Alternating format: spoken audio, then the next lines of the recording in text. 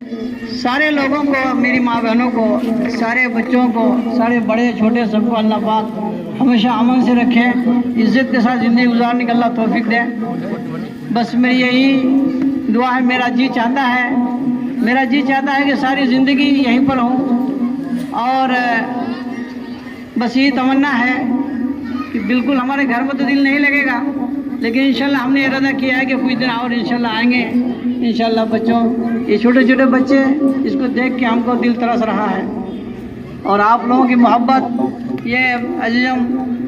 مفتی صفوان صاحب، ان کی محبت، حافظ انصار صاحب ہمارے، رحمت بابو، اسی طرح ماسٹر صالح بابو، ان لوگوں کی بے شمار محبت ہمارے ساتھ، اور آپ لوگوں کا جو گرا قدر محبت ہے، اللہ آپ سے وہ جزائے خیر عطا فرمائے۔ دل رو رہا ہے میرا، اور دل سے بات نہیں نکل رہی ہے، صرف یہی درخواست ہے۔ لگ بھگ 40 سال کے قریب میرا گزر گیا، اور 40 سال کی زندگی میں بہت اونچ نیچ، یعنی کہ بہت کوتاہی ہوئی، بہت زیادہ کوتاہی ہوئی۔ میں اس لائق نہیں کہا کہ آپ لوگ جو نوازیں مجھے، یہ اللہ کی طرف سے ہے، آپ لوگوں کی محبت کی بات ہے،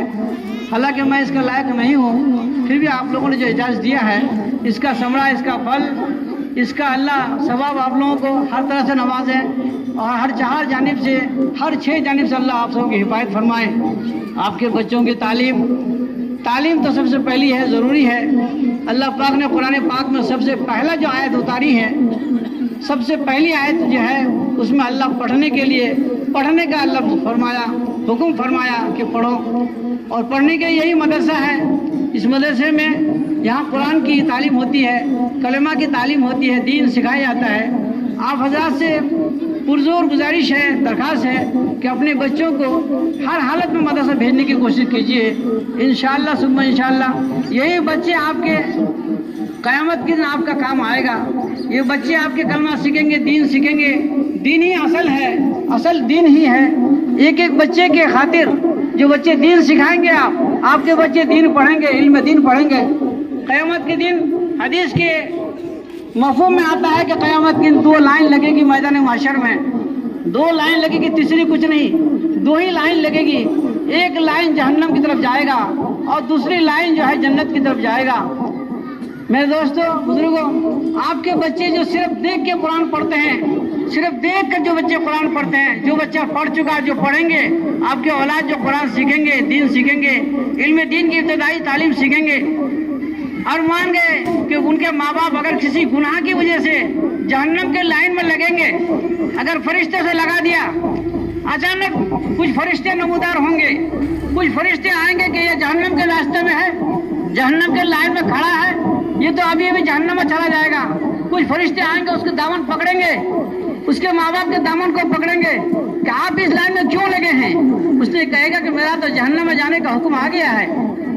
لیکن وہ فرشتے کہیں گے نہیں، آپ کے لیے ایک اسپیشل پرچہ آیا ہے، آپ کے لیے ایک اسپیشل پرچہ آیا ہے۔ وہ پرچہ اس کو دکھائے گا، لیجئے یہ پرچہ ہاتھ میں رکھو، چونکہ تمہارے بچے نے دیکھ کے قرآن پڑھا تھا، تمہارے بچے جو حافظ قرآن ہوں گے وہ تو بہت اونچا مقام ہے، لیکن جو بچے صرف حافظ قرآن نہیں، صرف قرآن کریم کو دیکھ کے پڑھ لے گا آپ کے بچے، اس کے ماں باپ جو جہنم کے راستے میں رہیں گے، لائن میں لگا رہے گا، اس کو پکڑ کر کھینچ کے لائیں گے۔ تمہارے بچے نے قرآن پڑھا تھا حلقہ مدرسے میں، حافظ انصار صاحب نے پڑھایا تھا، لیجئے اس کے پاداش میں، اس کے بدلے میں تم کو آج پرچی ملی ہے،